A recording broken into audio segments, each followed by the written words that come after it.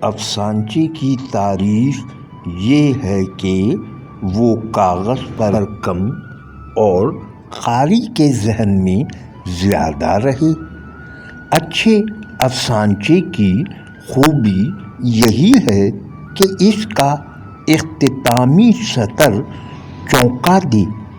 آئیے کچھ نئے اور کچھ پرانے قلمکاروں کے افسانچے سنتے ہیں۔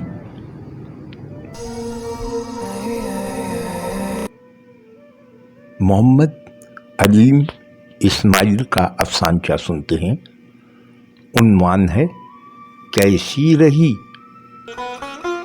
کورونا وائرس کی وبا تیزی سے پھیل رہی تھی۔ کچھ لوگوں کو شک کی بنیاد پر قرنطینہ میں رکھا گیا تھا۔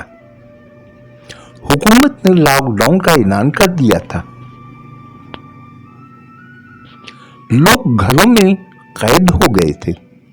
میں بھی چھٹیوں کے مزے اٹھا رہا تھا کہ قرنطینہ میں میری ڈیوٹی لگ گئی۔ پہلے دن کی ڈیوٹی ختم کر کے میں گھر کی جانب چل دیا۔ گھر کے دروازے پر دستک دی۔ بیوی نے دروازہ کھولا اور کہنے لگی، آپ کورونا کے مریضوں کی دیکھ بھال کر رہے ہیں، کہیں ایسا نہ ہو کہ وائرس اپنے ساتھ گھر لے آئیں اور آپ کے ساتھ ساتھ میری جان بھی خطرے میں پڑ جائے۔ وہ کچھ گھبرائی ہوئی لگ رہی تھی۔ میں نے کہا، بیٹھ کر باتیں کرتے ہیں، پہلے تم مجھے اندر تو آنے دو۔ لیکن اس نے اندر آنے نہ دیا۔ تب میں نے اسے سمجھاتے ہوئے کہا، وہ کورونا کے مریض نہیں ہیں، محض شک کی بنیاد پر انہیں شہر سے دور ایک الگ مقام پر رکھا گیا ہے اور میں بھی پوری احتیاط سے رہ رہا ہوں۔ لیکن وہ بات سمجھنے پر تیار ہی نہیں تھی۔ اس کے دماغ میں تو بس ایک ہی بات بیٹھ گئی تھی جسے وہ بار بار دہرا رہی تھی کہ میں کورونا کے وائرس گھر میں لے آؤں گا اور اس کی جان خطرے میں پڑ جائے گی۔ پھر وہ مجھے مشورہ دینے لگی کہ جہاں میری ڈیوٹی ہے وہاں پر بہت سے روم خالی ہوں گے۔ ڈیوٹی کرنے کے بعد آپ وہیں 14 دنوں تک رہیں۔ 14 دن مکمل ہو جانے کے بعد سرکاری اسپتال سے اپنی جانچ کرا لیں۔ رپورٹ اگر منفی آئے تو گھر آئیں، نہیں تو وہیں پر بھرتی ہو جائیں۔ اس کی باتیں سن کر میں نے سر پکڑ لیا، مگر دوسرے ہی پل میں نے ایک ہلکی سی مسکان ہونٹوں پر سجائی اور کہا، ٹھیک ہے، قریب ہی میری ایک کالج فرینڈ رہتی ہے، بیچاری اکیلی ہے اور ابھی تک اس کی شادی بھی نہیں ہوئی۔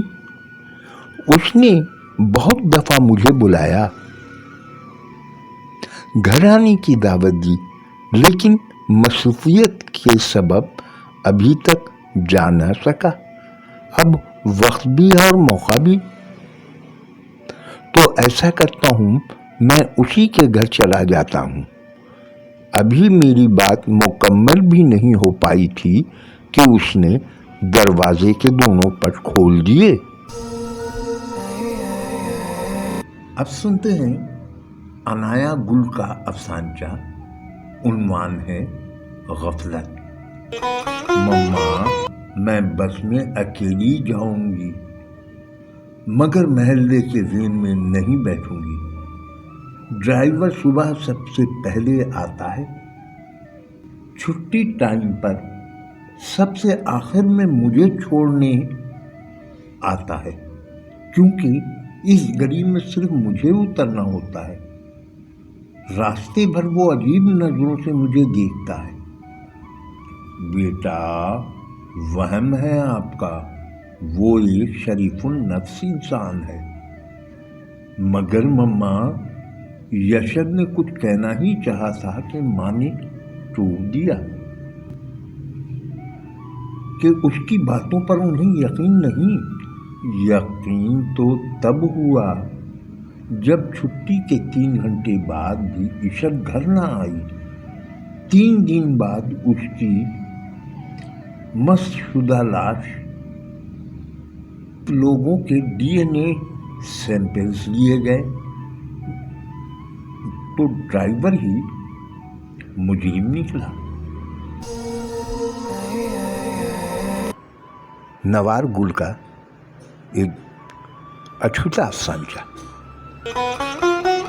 بڑے عرصے بعد سرکاری نوکریوں پر لگی پابندی اٹھائی گئی تھی۔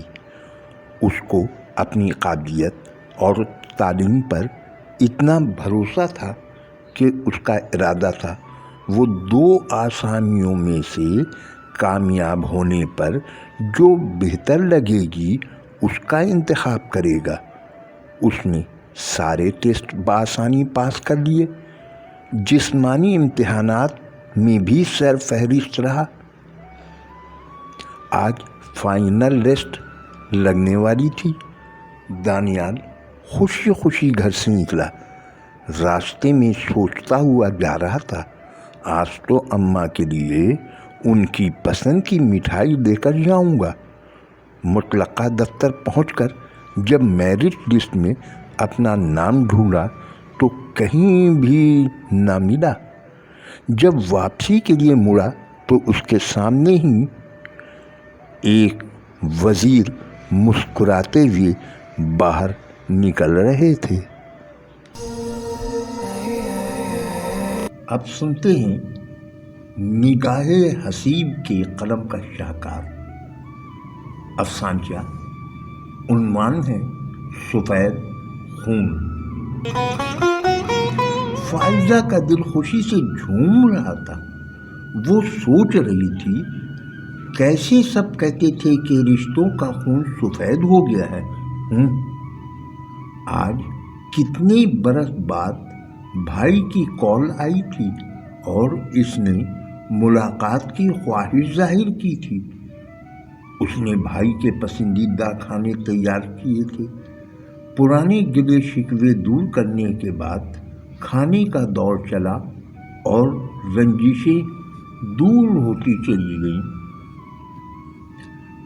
اس نے بھائی کو اپنے بیٹے کے مقابلے کے امتحان میں کامیابی کے بارے میں بتایا ہی تھا کہ ان کی آواز کان میں پڑی۔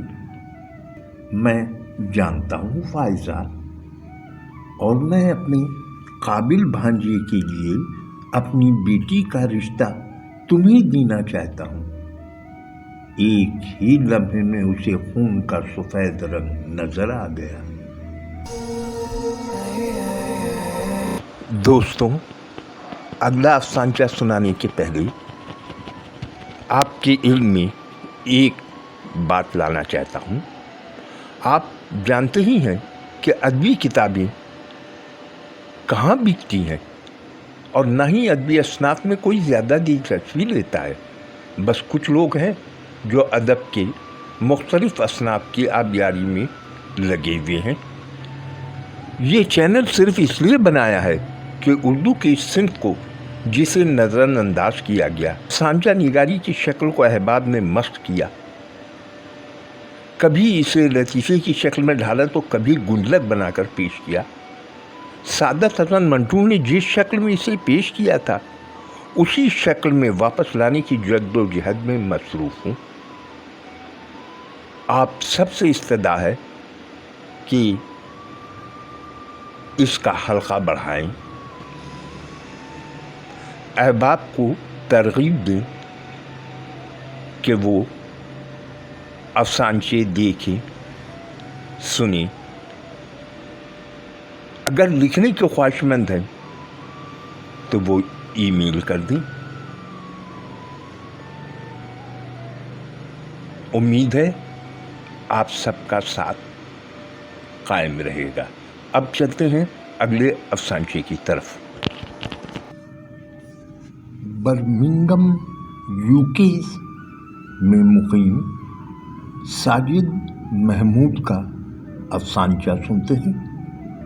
عنوان ہے بر وقت فیصلہ۔ بابا، مجھ سے اب اور برداشت نہیں ہوتا۔ امی کی بیماری اور بڑی بہنوں کے بالوں میں جھلکتی چاندی مجھے دن بدن اندر سے مار رہی ہے۔ آخر آپ نے مجھے اتنی تعلیم دلوائی کیوں؟ میرے اسناد محض کاغذ کے پرزے ہیں۔ رشوت اور سفارش کے بغیر جاب نہیں ملے گی۔ آپ مجھے اپنے ساتھ کام پر لگا لیں۔ گھر کے حالات دیکھ کر محسن پھٹ پڑا تھا۔ بیٹا، محنت میں عظمت ہے۔ حلال رزق کمانا عین عبادت ہے۔ مجھے تم پر فخر ہے کہ بر وقت فیصلہ کر لیا۔ والد کے ساتھ فیکٹری جاتے ہوئے محسن کو ایک ہی ہفتہ ہوا تھا کہ باس نے اسے ترقی دے کر سپروائزر بنا دیا۔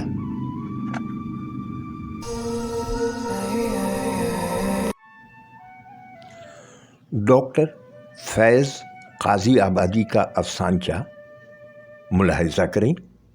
عنوان ہے خلافت۔ مسلمانوں کو پھر سے قیادت ملنے والی ہے، ایک دوست نے تاش کا پتہ ٹیبل پر پھینکتے ہوئے کہا۔ ضرور، مجھے بھی کچھ ایسا ہی لگتا ہے۔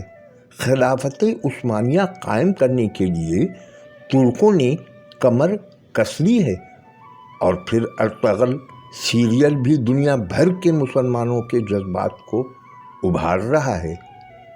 دوسرے دوست نے تاش کا پتہ کھینچتے ہوئے کہا۔ آپ نے یاد دلایا، خوب یاد دلایا۔ میں نے ارطغرل سیریل کے 5 سیزن کے 300 قسطیں صرف 10 دن میں دیکھی ہیں۔ حلیمہ سلطان اور شاہینہ نے کیا ایکٹنگ کی ہے، بہت خوبصورت ہیں وہ۔ تیسرے دوست نے پتہ کھیلا۔ کاش وہ دن دیکھنے کو نصیب ہو جائے جب مسلمانوں کی خلافت پھر سے قائم ہو جائے۔ چوتھے دوست نے یکا کھیل کر بازی جیت لی۔ کچھ دیر بعد کمرے میں اعلیٰ قسم کی شراب اور فرائی فش حاضر کی گئی۔ آیا صوفیہ کے میناروں سے فجر کی اذان گونج رہی تھی اور چاروں دوست سرہانوں کو اپنے زانوں کے درمیان دباتے ہوئے ایک دوسرے سے پوچھ رہے تھے، کیا سچ میں خلافت قائم ہو جائے گی؟